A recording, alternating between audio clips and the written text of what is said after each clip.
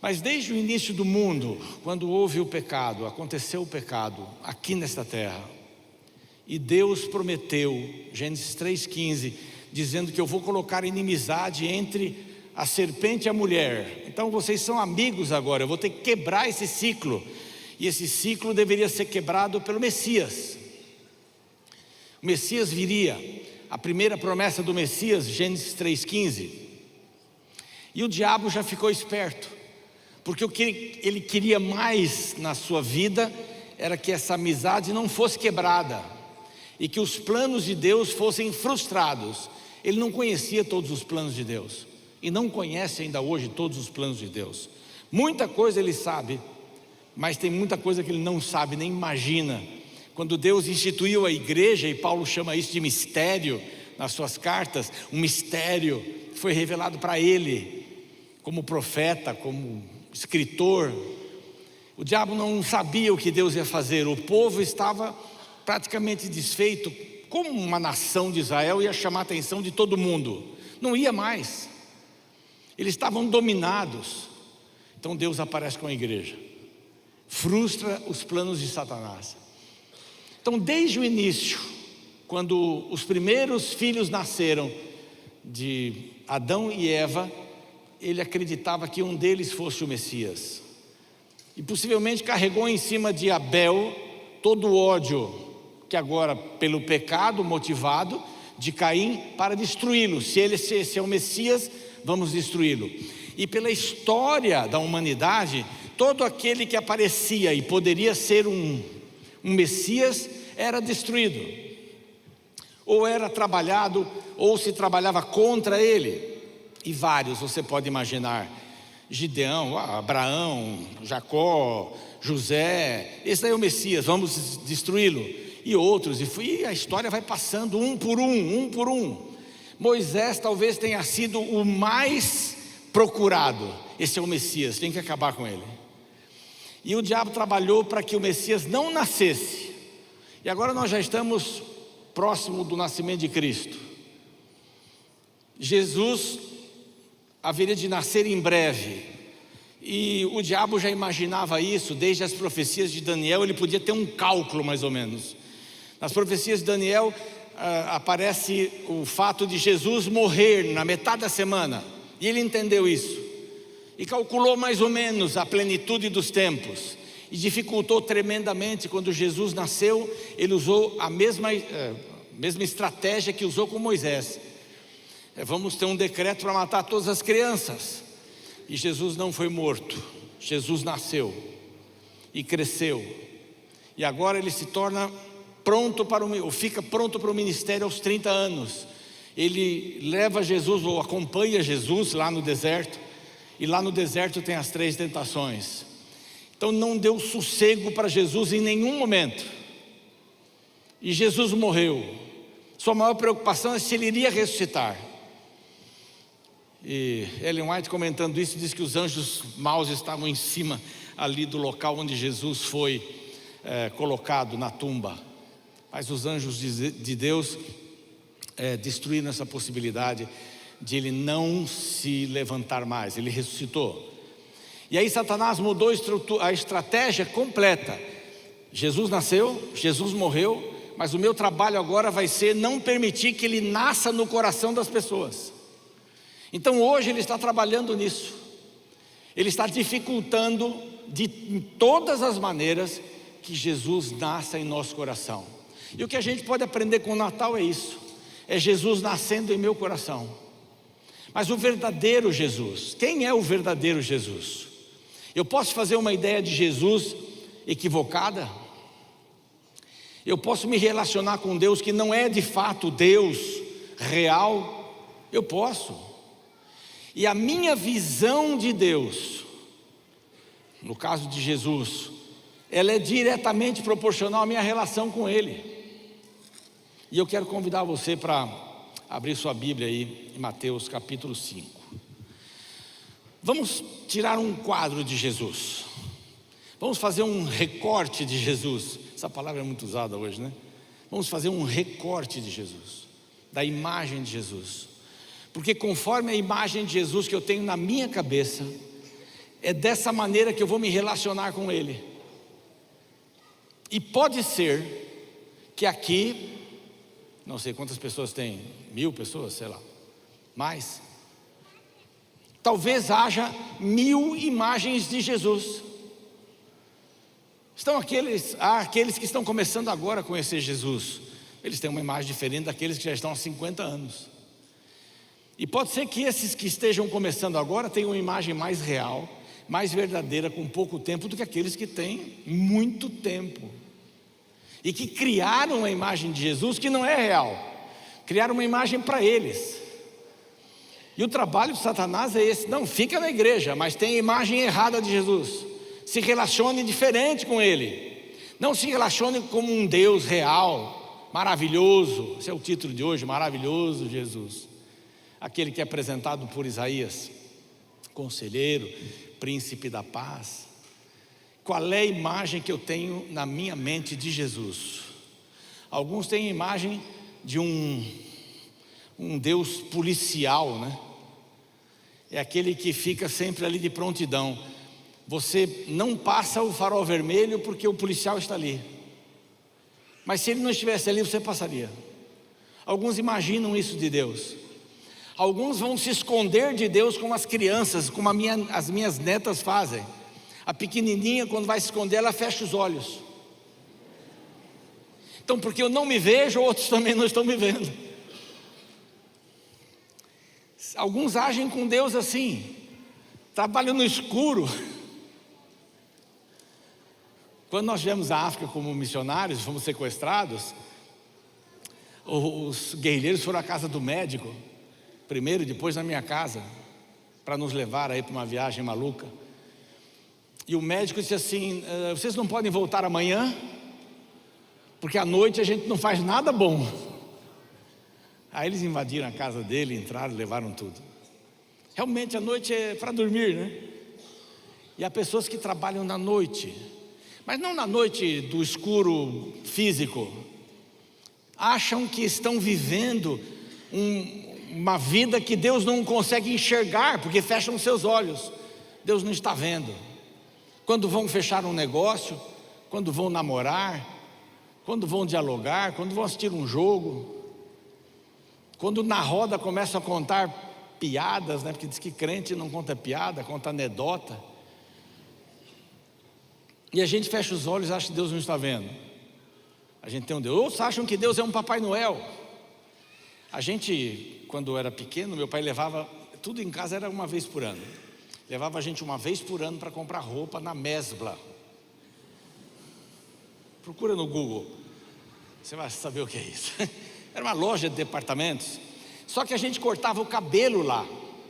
E tinha uns carrinhos que a gente sentava nos carrinhos, e então cortava o cabelo. Eu achava aquilo o máximo do máximo. Aí depois de comprar roupa para a gente, para pagar em 12 vezes, para voltar só no ano que vem, para comprar mais roupa, e pagar em 12 vezes, e assim por diante. Os carnês da Mesbla e do Mapping eram amontoados em casa. A gente ia ver o Papai Noel. E era aquela emoção, Papai Noel. Papai Noel, puxa, vamos ver o Papai Noel. Vamos pedir as coisas para ele.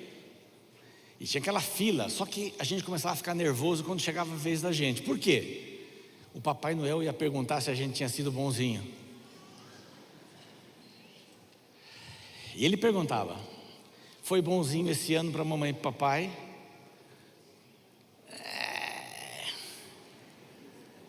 Tinha vezes que era assim, né? Ele dizia assim: mas vai ser bonzinho ano que vem? Vou, então toma a balinha.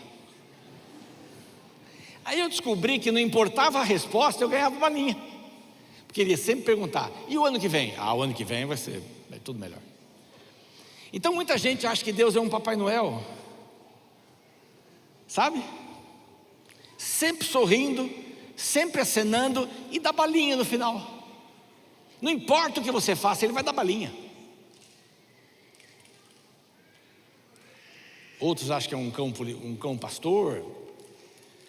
A minha avó era muito adepta à religião dela, e ela ganhou um quadro de Jesus bem grande e deu para minha mãe. Ela morava com a gente.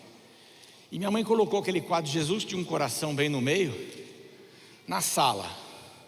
e uma luzinha vermelha para iluminá-lo.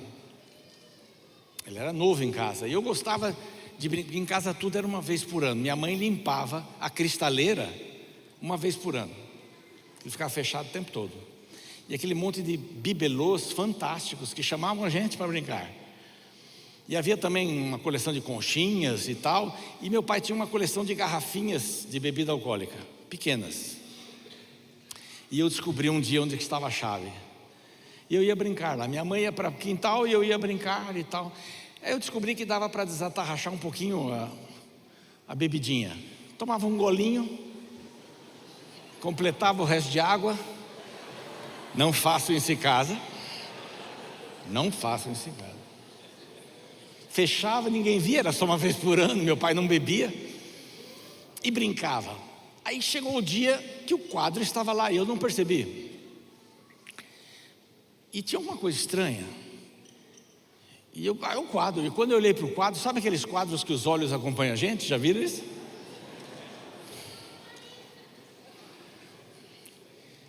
Eu olhei e falei, me pegou. Aí comecei a guardar as coisas e olhar e ele olhando para mim. Guardei, fechei, tranquei, guardei a chave e fui para debaixo da mesa. Quando levantei, era comigo mesmo o negócio. Eu assistia televisão com meu pai, eu sentava do lado dele e eu ficava olhando para o quadro e o Jesus olhando para mim. Irmão, não estou fazendo nada. Eu passava na sala e ele olhava. Aqueles olhos me acompanharam durante muitos anos. Mesmo que eu tenha descoberto que eram assim os olhos do quadro. Mas tem muita gente que tem esse olhar. Eu tive o olhar de Deus assim, ou de Jesus, me acompanhando. Sabe fazer alguma coisa escondido, né? E minha mãe, alemã, olhos grandes, claros, ela dizia assim, não faça nada escondido de Deus. Porque Deus, e aí começavam a largar os olhos. Vê tudo. E eu ouvia trovões, relâmpagos, um monte de coisa. Qual é a imagem de Jesus que a gente carrega?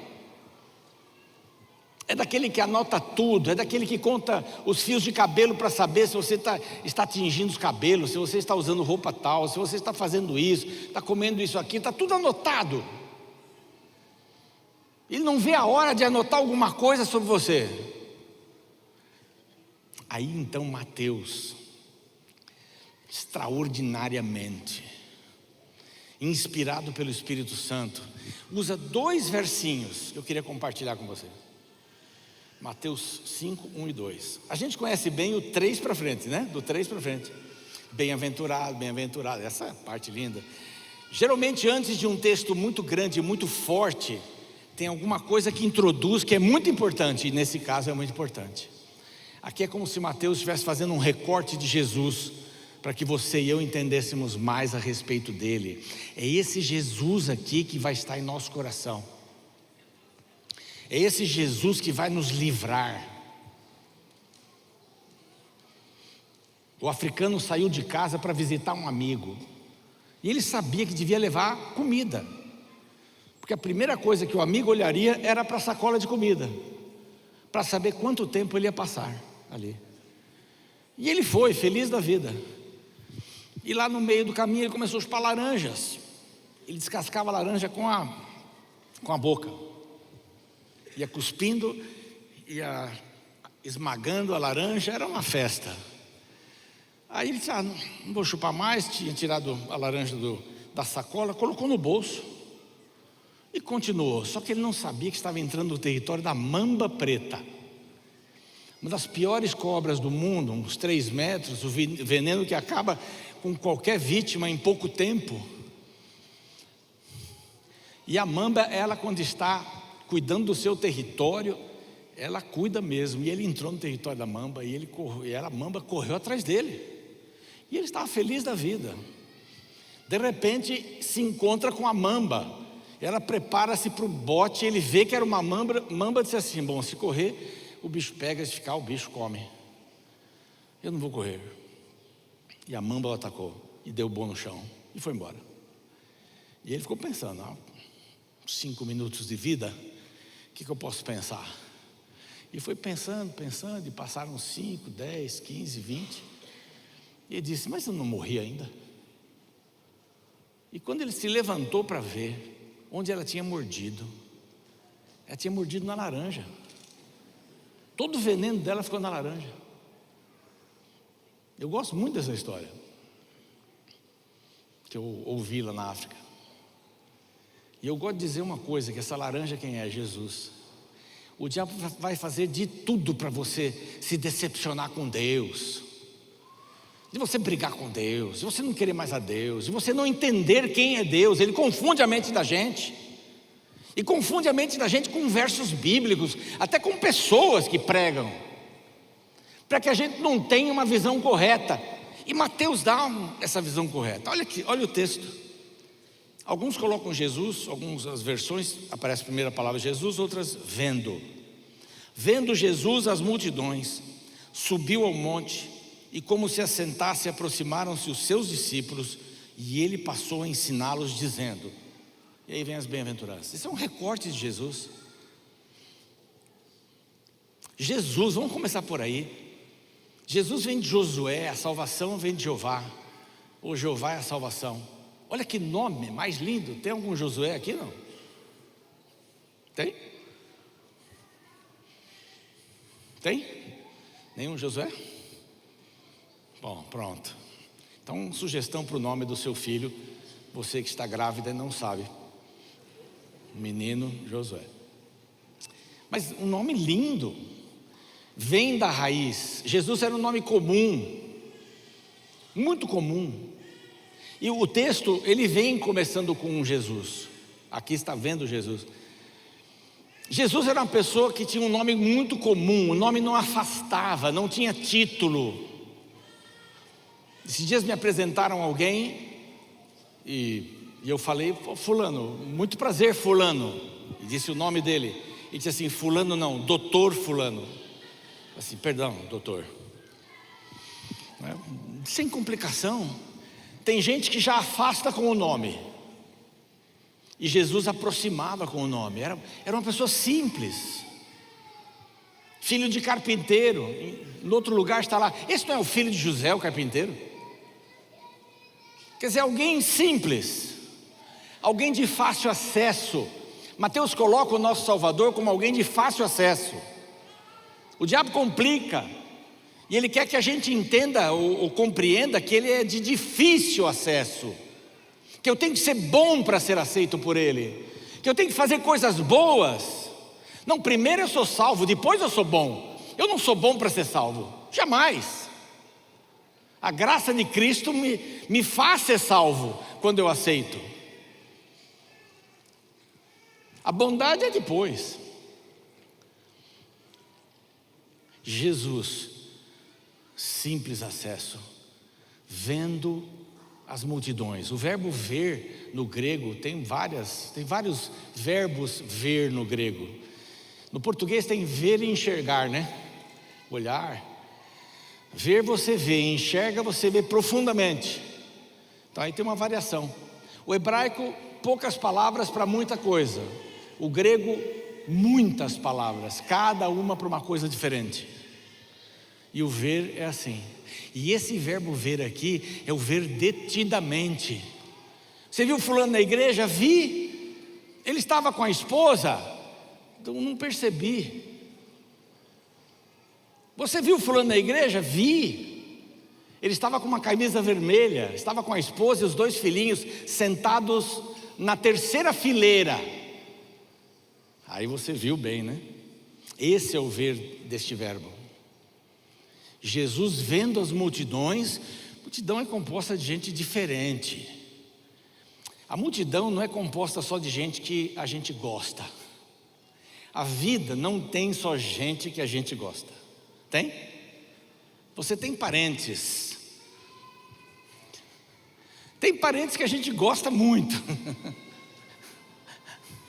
Tem uns corintianos da vida também, para a gente ter paciência com eles, né? Não vou me atrever a falar os daqui, porque... Mas multidão, gente, tem gente que a gente gosta, tem gente boa, tem gente má. E Jesus estava olhando as multidões. E ele estava olhando as multidões. Vou dar um pouco de trabalho aqui. E ele estava no meio da multidão. E ele estava na altura da multidão. Se eu não conseguir levantar, me ajudem, por favor. Estava na altura da multidão. Tem gente que não está me vendo? Eu não estou vendo muita gente. Mas ele estava envolvido com a multidão. Olá, você, tudo bem?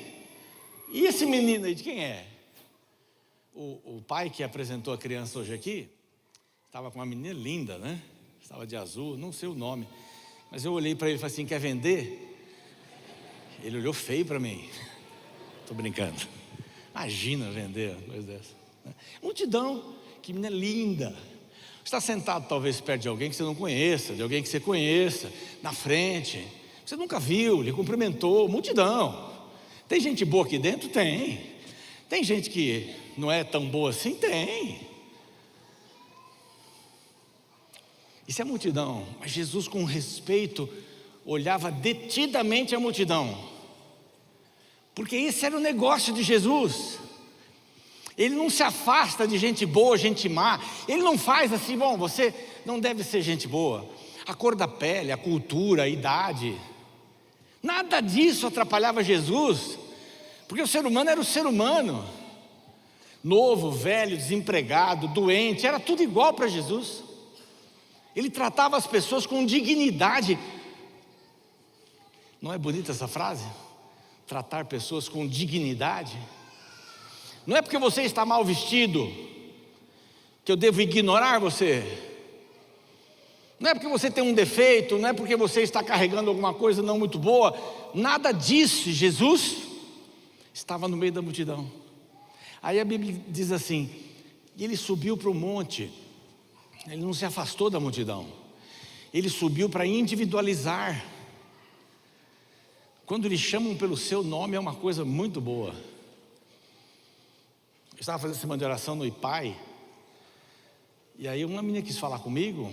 A gente atende os alunos, né? Entrou a menina. Tinha os olhos, a primeira coisa que eu vi, os olhos claros. Eram verdes claros, chamava a atenção. E ela começou a conversar, pastor, as pessoas não gostam de mim. Eu não gosto das pessoas. Pastor, as pessoas olham para os meus olhos e só veem os meus olhos. Rapaz, só veem os meus olhos, não veem quem eu sou. Eu não gosto quando as pessoas me olham, porque elas estão olhando para os meus olhos. Falei, como é o seu nome? Ela disse, Luciane. E eu também não gosto do meu nome. Falei, mas você tem um nome lindo. O seu nome quer dizer uma mulher brilhante, que transmite luz. E ela é? Falei, seus olhos são essa entrada. Você brilha, brilhe por Jesus. Aí falei com ela, ouvi, tá, ela chorou, etc. Eu falei, tá bom. À noite ela veio, se despedindo do culto. Ela me cumprimentou assim, pastor, estou amando o meu nome. E eu trouxe aqui 2 colegas para o senhor dizer o significado dos nomes delas também. Eu não sei, eu só sabia aquilo lá. Dignidade, né? Tem pessoas que não se dão valor e o diabo trabalha com isso. Tem pessoas que se escondem. Se escondem atrás de óculos grandes, de roupas, de cabelo. Se escondem na solidão. Porque não se amam. Porque olham para as pessoas mais importantes da vida delas, que não as elogiam. Sabe que a pessoa mais importante tem um peso tremendo. Pai, mãe, quando diz para um filho assim, você não entende mesmo, você não sabe nada mesmo, você faz tudo errado. Pessoas importantes na vida de alguém falando isso tem um peso tremendo. Há várias histórias que a gente poderia contar aqui, de pessoas que lutam com aquilo que são, sua herança, o seu equipamento físico, lutam porque não se aceitam. E o diabo trabalha com isso, mas Jesus não, estava no meio da multidão para valorizar, sorriso. Você aí, ó, ok? Eu já te vi antes, tudo bem? Mas ele sobe para individualizar, para continuar olhando para os rostos. E as pessoas estavam atentas. Você gosta de ser individualizado, é o que ele faz. Aí ele faz uma outra coisa, se assenta. Nem todos os mestres se assentavam para manter a superioridade. Há alguns que dizem que às vezes essas escolas e faculdades e cursinhos colocam alguém mais alto ali para mostrar a superioridade. É um método aí. Sou maior que você. Mas Jesus subiu não para ser o maior. E ele se assenta para dizer: fala, ouve, meu tempo é seu. Eu era departamental de jovens na Paulista Leste. Eu estava saindo uma reunião com o pastor José Maria Barbosa, saudosa memória. Uma pessoa que me inspirou muito. Naquele tempo a gente usava a malinha 007, procura no Google aí. E eu saí com a minha malinha 007. E um rapaz que trabalhava na associação colocou a mão no meu ombro: pastor, que bom encontrar o senhor aqui. Eu preciso falar com o senhor 5 minutos. Eu falei: rapaz, pastor José Maria está me esperando era lá na Vila Matilde, lá em Moema. Ele quer falar comigo, a gente precisa conversar. E ele segurou com as 2 mãos aí. Disse assim: pastor, 5 minutos. Quando um jovem para você e pede para falar, é melhor parar e ouvir. Pode ser uma oportunidade de ouro. Eu falei: tá bom. Aí entrei na minha sala, ele sentou. E nunca é 5 minutos, né? E quando fala 1 minuto, então, aí é... Conversamos, ele falou, chorou, riu. Eu fiz umas 4 ou 5 perguntas. Era coisa de namorada, né? E de autoestima. E eu não sou psicólogo, a gente ouve uma vez e diz algumas coisas e encaminha. Mas ele falou, de repente ele olhou para o relógio. E eu já sabia, perdi a reunião, né? Pastor, 1h45. Aí, o senhor pode orar por mim? Pois não. Aí eu orei por ele. Ele me deu um abraço forte assim. Eu sou italiano, né? Então a gente gosta de se abraçar. Ele me deu um abraço forte assim.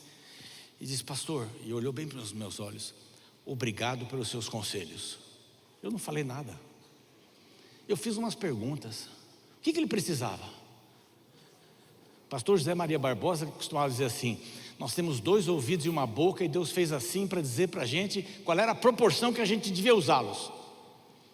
As pessoas precisam mais ser ouvidas. Está numa roda de 5 pessoas contando alguma coisa, você tem que esperar o outro dar uma respirada e você entra, porque você também quer contar. Se são 3 avós, então ninguém está prestando atenção na conversa do outro, só está falando dos seus netos. As pessoas, elas precisam ser ouvidas. Os idosos precisam ser ouvidos. Os jovens precisam ser ouvidos. E quando eles pedem, a gente tem que largar tudo. Aliás, eu fui assistir nos Jovens, bonita lição, um programa fabuloso. Eu gosto de uma igreja nova assistir nos Jovens, para saber como é que essa igreja vai ser. Está ali. E Jesus, ele se assentou. É isso. A última coisa. Ele começou a ensiná-los. Tem 2 ou 3 ideias sobre essa questão.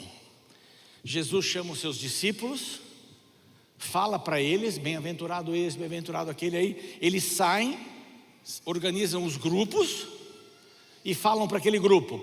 Vamos falar para outro grupo também. Depois eles voltam: eu já falei, Senhor, agora então bem-aventurado esse. Eles voltam para lá. Essa é a ideia que eu mais gosto, é a que eu mais aceito. Ou Jesus falando daqui para todo mundo.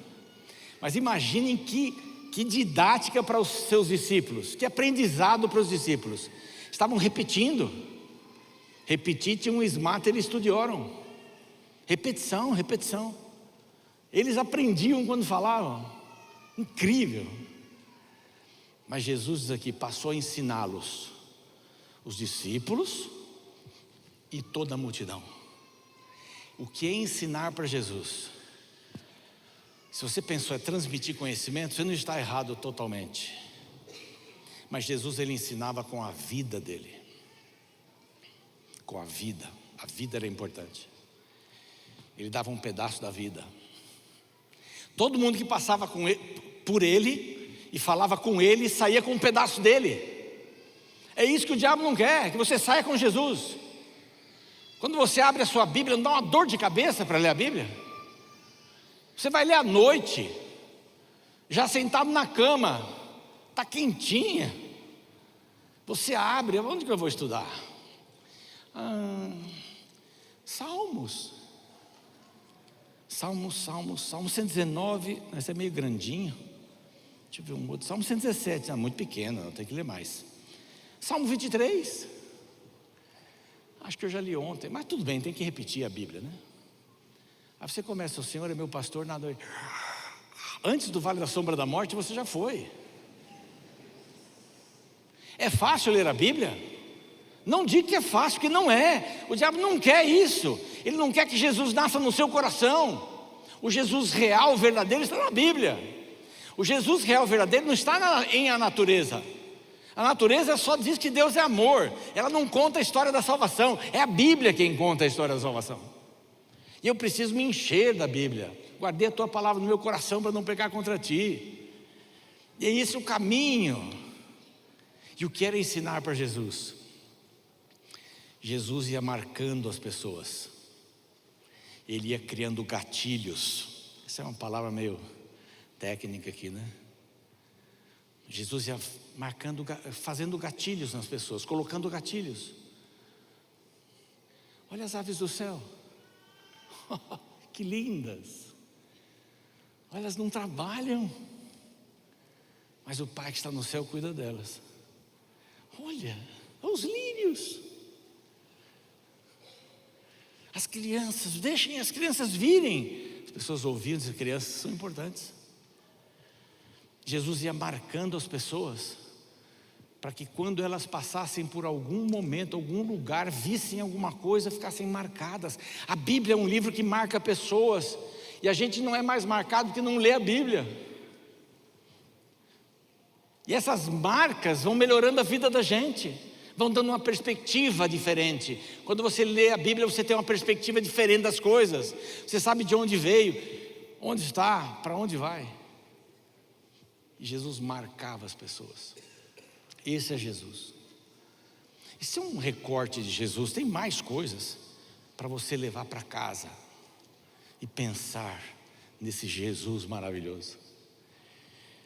Quantas coisas lindas a gente tem perdido por não ter a visão correta de Deus, por ver os olhos nos seguindo, por ver um Deus que quer que a gente faça coisas para agradá-lo.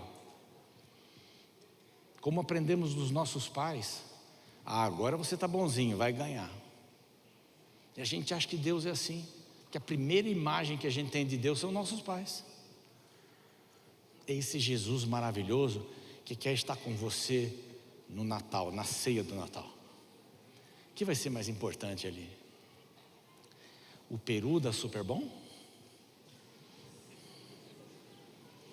A champanhe sem álcool? A comida? Os presentes? A árvore? As luzinhas? O que vai ser mais importante? Não é só no Natal. O que vai ser mais importante? É o Jesus no meu coração. Jesus no meu coração. E a minha oração tem que ser: eu quero esse Jesus. No meu programa eu falo muito assim, deixa eu ver se vai dar bateria aqui. É possível. Acho que não vai dar bateria não. Não vai dar. Já está no último aqui. Mas é uma música muito bonita, de Marcela Gandara. Ela canta juntamente com Jesus Adriano Romero. E ela diz assim: dá-me tus ojos, dá-me os seus olhos. E lá na música ela diz assim: dá-me os seus olhos para que eu veja, dá-me os seus pés para que eu vá, porque eu quero ser parecido contigo. Dá-me teus pensamentos, dá-me teus sonhos, dá-me teu coração. Essa deve ser a nossa oração. Agora, todos os dias nossa, mas agora é uma época que todo mundo está pensando nisso. Vamos pensar direito no Natal. Tem um trio aqui que vai cantar uma música muito linda, falando de Jesus, esse Jesus maravilhoso. E eu queria convidá-los que viessem aqui. É uma letra lindíssima, que fala desse Jesus que a gente tem que colocar no coração, colocar na mente, para se relacionar da melhor maneira possível visão correta, relação correta. Vamos ouvir a música.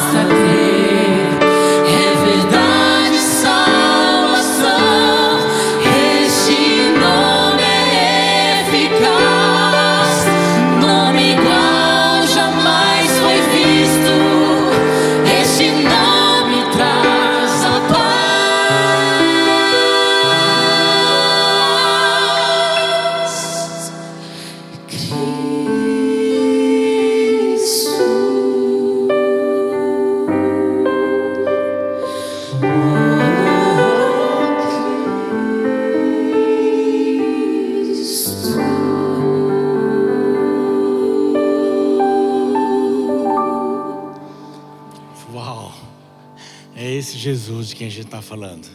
Será que temos alguém aqui que ainda não entregou o coração a Jesus e gostaria de fazê-lo hoje? Como um presente de Natal? Temos alguém? Eu gostaria de orar por essa pessoa. Só levante a mão. Está estudando a Bíblia, sua decisão pública. Temos alguém? Em cima na galeria, todo mundo já se entregou a Cristo? Que maravilha! Você quer viver com esse recorte de Jesus e tantas outras coisas mais que a Bíblia fala? Eu queria fazer uma oração por você e vou pedir para você ficar em pé, se esse é seu desejo. Primeiro ore ao Senhor, fale com Ele. Depois eu vou orar por você.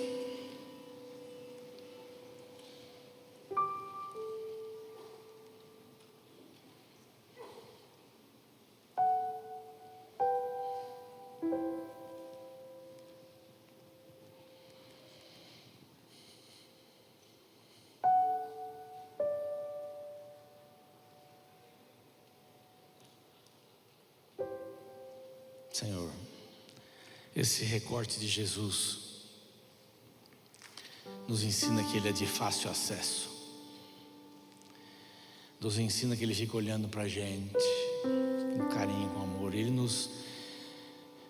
olha para a gente, nos ama como somos, mas nos vê como Ele gostaria que fôssemos.